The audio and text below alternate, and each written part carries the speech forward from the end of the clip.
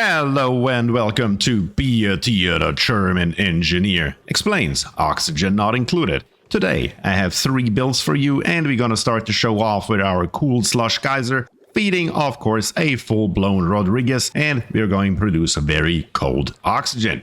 Second on the list is a COOL SALT SLUSH GEYSER, and we're gonna do the exact same thing, but this one here, as you can see, is not running. The game is not paused. We are going to start it up so you can actually see how that works. And then last but not least, we are going to produce a bunch of power with a volcano. This one here is a minor volcano, but a normal one is also easily usable. So let's just jump right into it and see how that works out for us.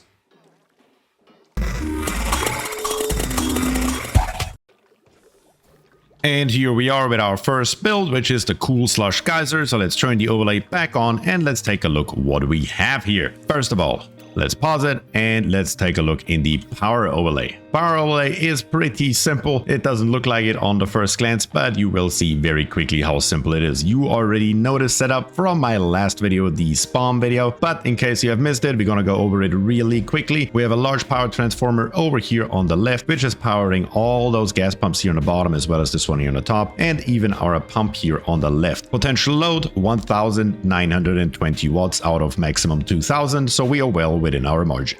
And on the right side, we have another power transformer with a potential load of 1080, which is slightly above our max, but we are never having everything running at once, especially over here. I just put in some means of getting sand in here for our water sip. And then, of course, we have our normal power spine here in the middle, so we can hook up our 4 hydrogen generators onto a smart battery, and of course also power our large transformers. That is highly important. Next on the list is our plumbing overview, and we can see we are just coming with the liquid pump out, coming all the way around here, and then feeding it through our chamber as much as we can with radiant liquid pipes, preferably out of aluminum. It's not absolutely necessary to build it out of aluminum, but you certainly can. And if you can, you should, because it is the most efficient material we can have without going to space. So we're gonna come through, go all the way up, all the way through here, also cooling down everything that's here on the top, all of our hydrogen generators, the batteries, the transformers, everything, and then we're gonna feed it into our water sieve. Then from the water sieve, we're coming down all the way around and feeding our electrolyzers once again down here in the bottom with radiant liquid pipes, just so we can get as much heat out of the gas as possible. We want it as cold as we can have it. In the automation overlay, we can see I put a switch in so I can control my electrolyzers. That is not needed. What we also have here is our Atmos sensors, one for the left 3 pumps and one for the right 3 pumps. And both of them are set to above 500 grams. So we need to have at least 500 grams of oxygen in here for it easier to turn on and pump them out. Here on the top, I set up 2 Atmos sensors. There's not really a reason for it. You can only have 1, but it looks better with 2. It's more symmetrical. So I built 2 of them. Both of them set, of course, to the same thing, above 250 grams. So we need to have at least 250 grams of hydrogen up here for this pump to turn on. And then also let's take a look into our gas pipe overlay. We can see we are putting together 2 pumps here on the left, the 2 in the middle, and the 2 on the right. And we come out with 3 total pipes at the end. Exactly 1000 grams per packet are in here in every single one of them. And we are feeding it into an infinite storage. And you can see the gas temperature already is at negative 8.4 degrees. So you can actually use this gas to cool down your base quite drastically. If that is a problem with you, if your base is too hot, this is the setup for you. It is so efficient, it can cool down a drastic base. Here on the top, we are having a little bit of a special deal going on here. We're coming with our gas pump out and then into a bridge. With the bridge, we're gonna feed our hydrogen generators. The bridge always has priority, so only if all these pipes here are full, we are putting the excess gas over into another infinite storage. And you see it's accumulating quite nicely. 609.4 kilograms are in there, while we have on the bottom 1848. These here are not always running. Once again, in our automation overlay, we can see that the smart battery is actually controlling all 4 of our hydrogen generators. And how is it set up? It's set up with a high threshold of 90 and a low of 30. So whenever this battery here falls below 30% of its total capacity, our hydrogen generators will turn on. So those are not constantly running. We are pumping all the excess hydrogen over here. So we can probably power more than just 4 hydrogen generators with it. But the 4 is what I built so we can power this entire thing here without any external power source. And the excess hydrogen we can use to power the rest of the base. It's just a great setup. I love it so much that I cannot even explain it.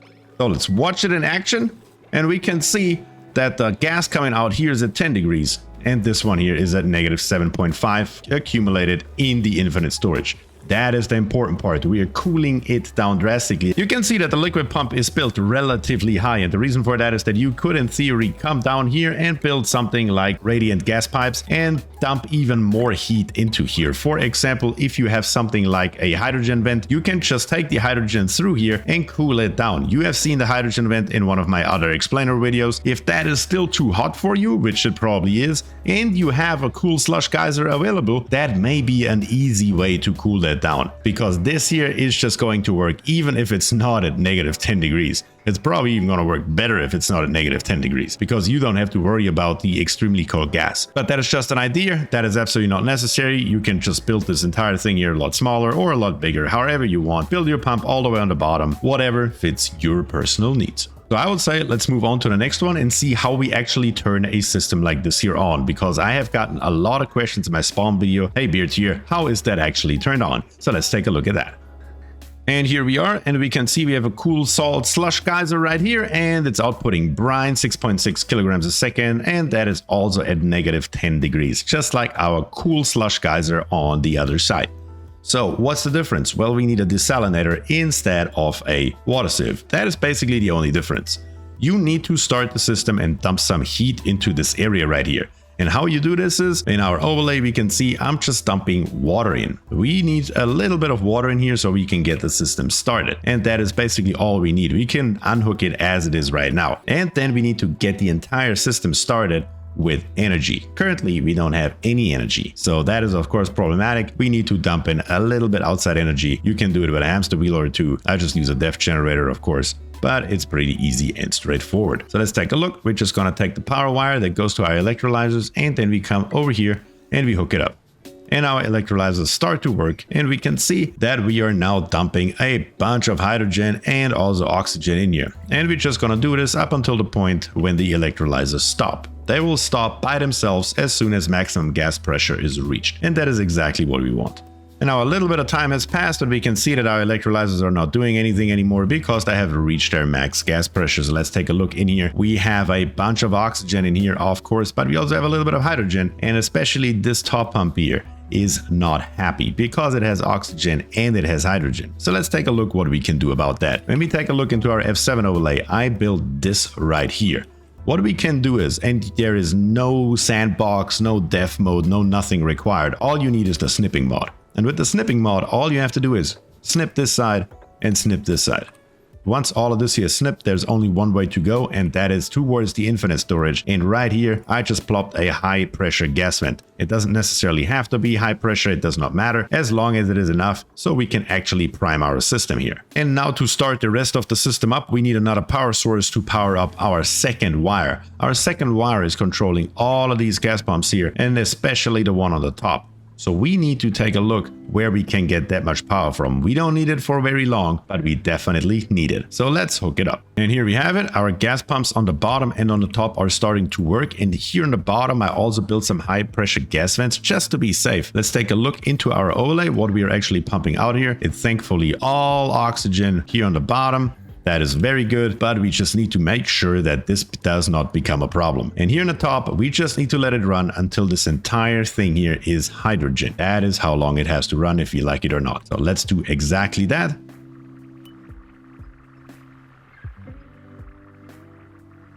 And right now we have reached that point. Everything is now hydrogen, and there is no more way for the oxygen to get in there. Take a look in our gas overlay. Let's make sure that only hydrogen is coming out. And this is the point where we can deconstruct our high pressure gas vent. We just deconstruct it. And then here on the top where we built earlier this little setup right here, we're just going to go with our insulated gas pipe. And we're going to connect it this way and connect it this way. And then use our snipping tool one more time to do it this way around. And now all the hydrogen is going to go first and foremost up here to our hydrogen generators. And that's exactly what we want. So let's run it and let's take a look. Yep, sure enough, that is exactly what's happening. And we're slowly but steadily filling him up. And at that point, we can disconnect our power sources. That is exactly what that should look like. We're just going to let them all get started. Put a tiny little bit more hydrogen in there. Just a tiny little bit. It does really not have to be a hell of a lot. Yeah, there we go. Our smart battery is now full. And at this point, I'm going to go into the F2 overlay, and just to make sure that I don't forget anything, I'm going to get rid of it completely. We don't need them anymore. Now we're running completely off the grid. So let's run it once again. Let's take a look in our F6 overlay. Let's see what we have here. All the brine is coming through. That is great. And it should now get fed into here. And there we go. And it should come out the other end, hopefully here any second now. There we go. Here comes our water. And what we can do now at this point as well is up here on the top, our water input, we're going to get rid of it. We don't need it anymore because we're going to get it out of our wonderful desalinator. And now the system is fully running, fully primed. And I probably should also not forget to get rid of those 3 here, because we of course want to have our oxygen into our infinite storage. And that's what we are going to do right at this very second. And it's that simple. All you need is a water source, and you just need a tiny little bit of water in reality, and you need a power source to make sure that you get it started and primed. And at that point, it's all self-running. Now our water coming out of here, and it's getting fed straight into the rest and feeding our electrolyzers. Our brine is coming up here at 6 degrees, 5 degrees, 18 degrees at the most. 20 degrees is what we are feeding it into our electrolyzers. And down here, our oxygen is at -2 degrees.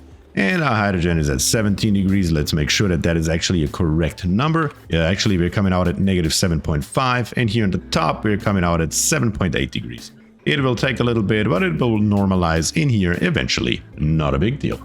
The entire system here can be built even more compact if you want to with an Escher waterfall. How you do that, you should know by now through my other videos, my Let's Play, my explainer. I use that thing all the freaking time because it's so cool and it works so great. But in my case, I want to show you this version here because once again, you can just dump more heat in here from wherever you may have heat. You just need to be careful, you don't want to overheat it. But as long as you are below 70 degrees in here, you're fine. But then at this point, you still need to cool down your oxygen somehow, so I would not recommend to go that high.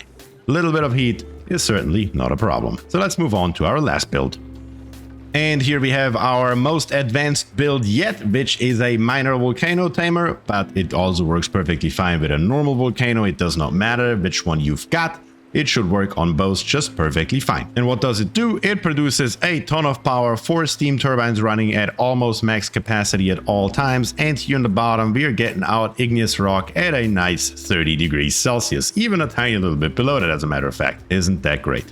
So let's get started with the power overlay. We have our 4 steam turbines right here, which are coming out with a heavy watt wire straight out and into a large power transformer. Then from the power transformer, our standard setup of giving power off into our main grid. That is of course important to hook it up to the main grid, because with the main grid would also be the way how you actually start this thing up in the first place. All you need to do to start it is to supply power. Then of course our large power transformer, we can see here the conductive wire has a potential load of 1580 watts, so that's perfectly fine with one large transformer. And we are powering a thermal aqua tuner, a conveyor loader, a auto sweeper, a door, as well as 2 conveyor shutoffs. And that's all we need. That is literally it. Next on the list is our water setup. We have our thermal aqua tuner just somewhere in here. It doesn't really matter what position. I put it a little bit further to the right. You can put it a little bit further to the left. It literally makes no difference whatsoever. We're going to come out with our stand-up bridge setup here in the bottom to make sure we always loop around. In this case here, I built a liquid reservoir over here just to make sure that the flow is always nice and constant. I would always recommend that, by the way, in a real Let's Play. Usually I just leave it out because it's not needed, since I can control the water exactly at any point I want to. But I always recommend to put a liquid reservoir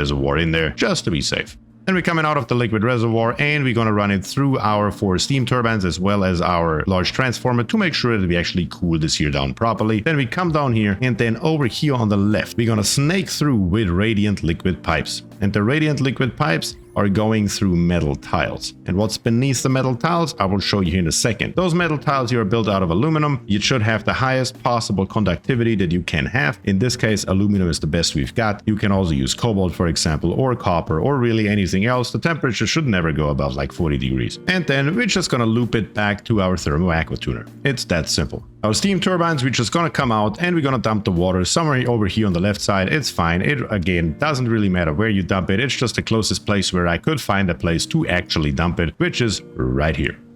Next, we're gonna take a look at our conveyor overlay, and you can see that is what's hidden beneath our aluminum tiles on the left here. But let's get started at the very beginning. We have our auto sweeper right here, which will pick up igneous rock, which is gonna be here. How it gets here, we will get to that in a second. Pick it up and puts it into the conveyor loader. The conveyor loader is gonna come all the way around and runs our igneous rock all the way through here until it hits right here, a conveyor rail thermal sensor. This decides if it is cold enough to go to the left, and if not, we're gonna go another route. If it is cold enough, we're gonna put it over here, and we're just gonna pump it all the way through until we hit another conveyor rail thermal sensor. And that one decides, is it cold enough to go down here to wherever you want to put it, or do we have to go another round in here? So we can see we're just gonna come up, bridge it over to the right, and then come through here and go another round around. This is the setup for that, and that is still pretty simple. But now we are getting to the real nitty-gritty. And here we have it. And let's get started with the very easy stuff, which is down here on the bottom right, our liquid pipe thermal sensor, and we can take a look at it. It is set at above -5 degrees. -5 degrees is because we're running polluted water through our cooling loop, and polluted water does not freeze up until -20.6 degrees. So -5 degrees minus 14 degrees from our thermoaqua tuner makes a -19, and therefore we are safe. Our polluted water will never freeze no matter what happens. And over here on the left, I say I want my igneous rock at 30 degrees, so I set the conveyor rail thermal sensor up to show below 30 degrees. If it is below 30 degrees, it turns green and it will dump it over here. It's that simple. And the same is true for right here. This conveyor rail sensor here is set to below 190 degrees. If it is below 190 degrees, we're gonna put it over here to the left and cool it down all the way to -30. If it is above 190, we're gonna go another round. And that's what we do. The reason for 190 is so we can actually run these here at almost full capacity. I mean, 2 of them are running at full capacity, where this one here on the left is just a little bit shy. I think it runs at like 750 watts instead of 850, but that's perfectly fine. But now, what is all this here?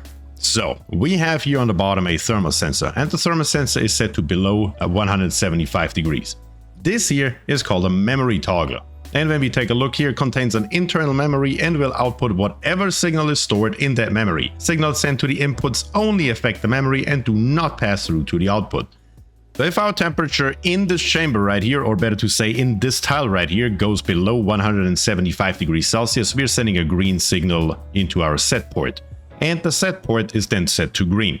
Therefore, our memory is set to green and we're outputting a green signal into the buffer gate. The buffer gate forwards that green signal to our door and the door opens. Then we are outputting also a green signal over to here. Over here we have a filter gate, and the filter gate will wait 0.8 seconds and then send a green signal to here and reset it. That means that our door here is open for 0.8 seconds. And that can only happen every 5 seconds. The reason for that is that we don't want this door here to constantly open and close, because this sensor here takes a tiny little bit of time to actually switch. Therefore, we need to have a little bit of a buffer in here, and therefore we have a buffer gate. So in very simple terms, temperature goes below 175 degrees, we are sending a green signal, we are opening the door, it's gonna stay open for only 0.8 seconds, and that can only happen at the maximum every 5 seconds. This here is what this entire setup here does. This is the simplest way that I can think of explaining it. If you have any questions about this, feel free to ask in the comments or join the Discord. I'm happy to help wherever I can. So let's see how we can actually get the heat from the magma over here into our chamber. So how does that work and what does it do?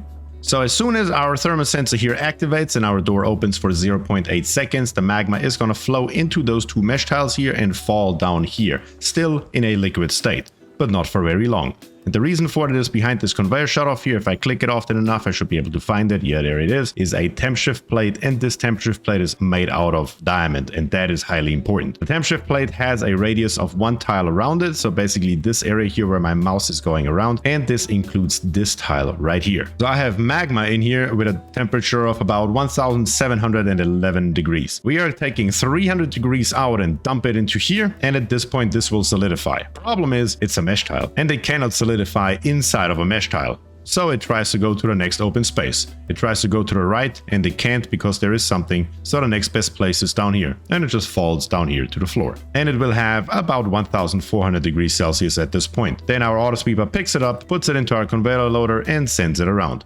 This is how we get the magma to solidify and into our steam chamber over here on the right. That is highly important. And again, this temp shift plate here has to be made out of diamond. The others here don't necessarily have to. You can see there are temp shift plates on every second spot, kind of in a zigzag all the way through here. That will cover the entirety of the room with the exception of this one tile here on the top right. And I believe, yeah, no, that's actually it. It's only this one tile in the top right that is not covered, but we can certainly live with that. And on top of it, just to help out even more with distribution of heat, down here on the very bottom, I have put in one entire bottle, 200 kilograms of petroleum. That's it. That's all there is. That is 16.6 or so kilograms per tile. It's really not a lot. But let's see it in action. What actually happens here? Maybe we can see this here actually open. Let's take a look.